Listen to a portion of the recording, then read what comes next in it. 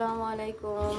আজকে আমি এই যে রুই মাছ দিয়ে লাউ শাক দিয়ে রান্না করব ভিউয়ার্স। তার সাথে আমি এই যে আলু নিয়েছি আর মশলা এখানে পেঁয়াজ বাটা, জিরে বাটা, রসুন বাটা, লবণ হলুদ এই দিয়ে আজ আমি রান্না করব লাউ শাক, তার সাথে রুই মাছ। ভিউয়ার্স সাথে থাকুন, দেখতে থাকুন। ভিউয়ার্স এখন আমি এই যে মশলাটা দিয়ে দিচ্ছি শাকের জন্য। মশলা আমি কষা নেব।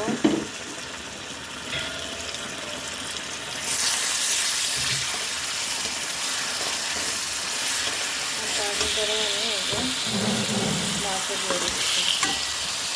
মাছ আর মশলা একসঙ্গে কষিয়ে নেব। এখন আমি এই যে কাঁচা ঝালটা শেষে নিয়েছিলাম সেটা দিয়ে দিলাম, দিয়ে একসাথে আমি এটা ভালো করে আরেকটু কষিয়ে নেব।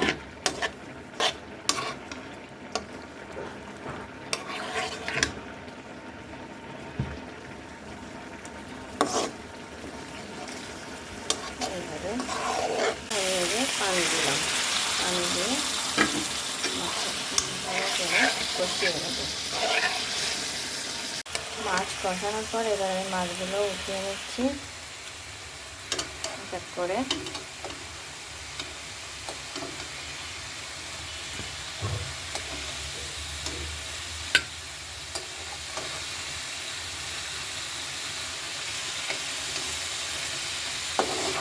আমি আলুগুলো কষাবো।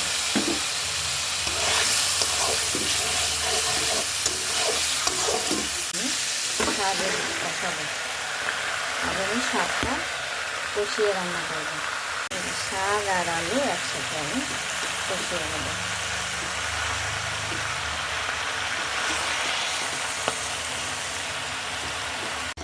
লাউ শাকটা এই যে কষিয়ে নিচ্ছি, একটু কষায় নেবো আর একটু।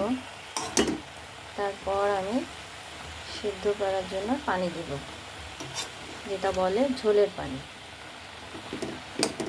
যে শাক কষানোর সময় আমি এখন একটু সরিষার তেল দিয়ে দিচ্ছি কষানোর আগে, আবার নামানোর কিছুক্ষণ আগে আবার আমি সরিষার তেল দিব। এখন কটকট হয়ে গেছে শাক আমার কষানো। সরিষার তেল শাক এই যে কষানোর পরে এখন আমি সিদ্ধ হওয়ার পানিটা দিয়ে দিলাম।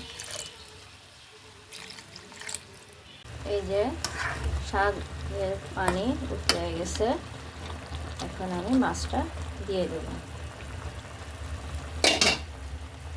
এই যে শাক উতলায় গেছে, এখন আমি এই যে মাছটা দিয়ে দিচ্ছি।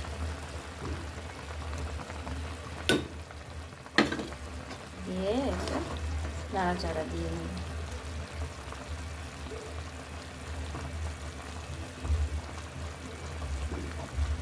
আমি এই যে ঢেকে দিলাম। এই যে রান্না শেষ হওয়ার কিছুক্ষণ আগে আমি এই যে সরষের তেলটা আরেকবার দিয়ে দিচ্ছি, দিয়ে একটু নাড়াচাড়া দিয়ে নেব। হয়ে গেছে প্রায় তরকারিটা।